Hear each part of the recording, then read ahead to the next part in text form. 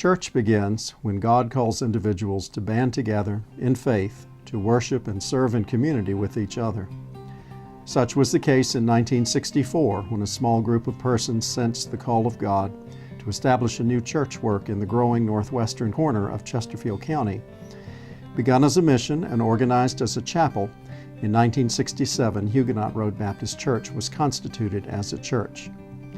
The church first met in a rented house on Monteith Road, directly across Huguenot Road from our present location.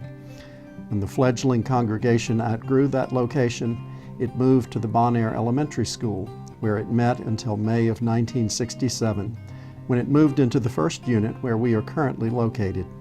That building is now known as the Wallace Building, named after Dr. Russell W. Wallace, the church's first pastor.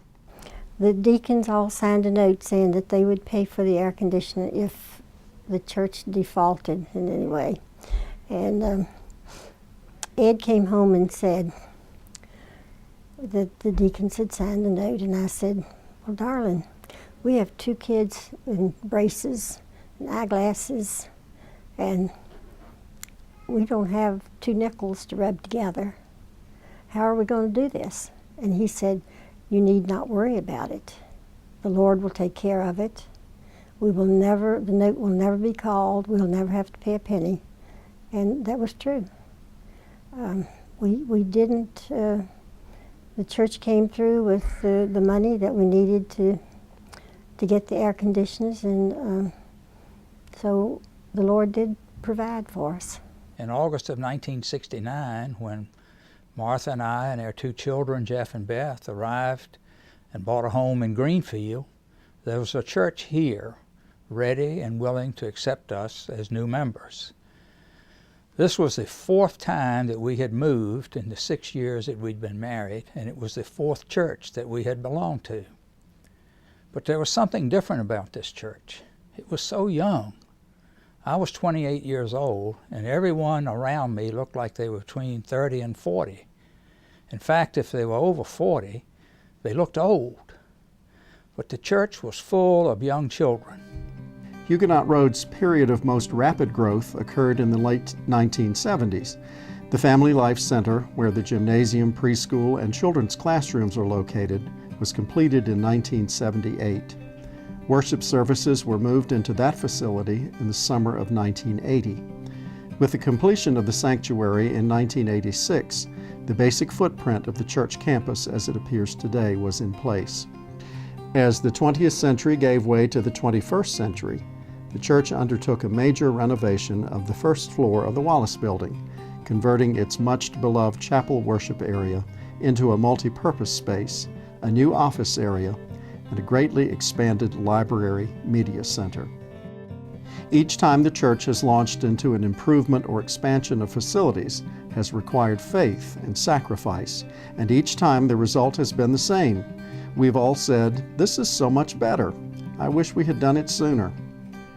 Each expansion and each improvement has enabled the church to better serve both the congregation within and the larger community beyond her walls. And now, it's time to do so again. Well, we've had lots of these campaigns, and we've done what we could do. We couldn't all give as much as we wanted to, but we gave, and we've been blessed by all the campaigns, and I'm sure that we'll be blessed again this time. This place we know and love as our church home is aging. Our oldest building was constructed almost 45 years ago. Our newest building was completed 25 years ago. Only modest renovations have occurred. Those who labored to found this church in 1964 also labored to construct facilities that would serve the community of faith and the larger community beyond the walls. Through the years, that growing band of faithful people exhibited forward thinking in constructing multi-use space for teaching, ministry, fellowship, athletics, and worship. We have all benefited from their sacrificial efforts. Now it is our turn. It is our time to enhance, improve, and modestly expand what others worked so hard to establish. We do so because it is necessary to ensure that our facilities are as usable, accessible, flexible, and secure as possible.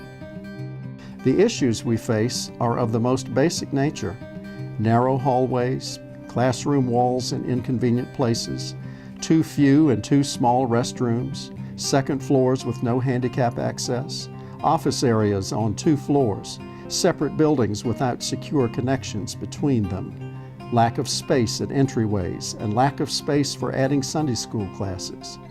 These are not luxury items. These are the basics for facilities that will work with us and not against us in carrying out our ministry.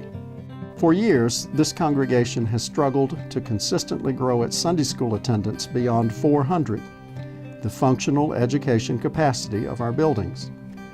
We have more than ample worship space and adequate parking, but little space to increase our Bible teaching ministry.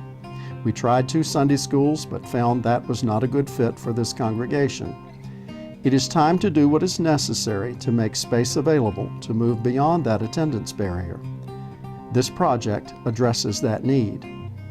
Our facilities, as great as they are not inviting to those folks who think that there should be a welcoming, safe, accessible environment. We, as a congregation, have gotten used to that.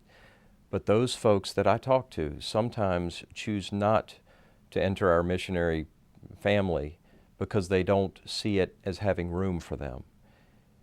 I want to show them that we have room for anyone, of any faith, of any level of confidence in their faith, young and old. I want us to have that ability to share with them that we are a missional church and that we go deeper in faith. And we can only do that if we get certain things taken care of on the inside. The population and ministry needs that surround 10525 West Huguenot Road have grown.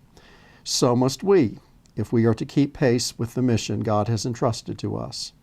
Our mission goes far beyond our buildings, but it begins with them, where we gather for worship, fellowship, education, training, and equipping for ministry.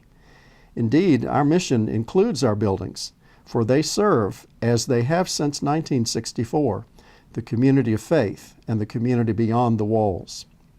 Let us do what is necessary to prepare our facilities for another generation of mission and ministry. The time is right. The time is now. It's time.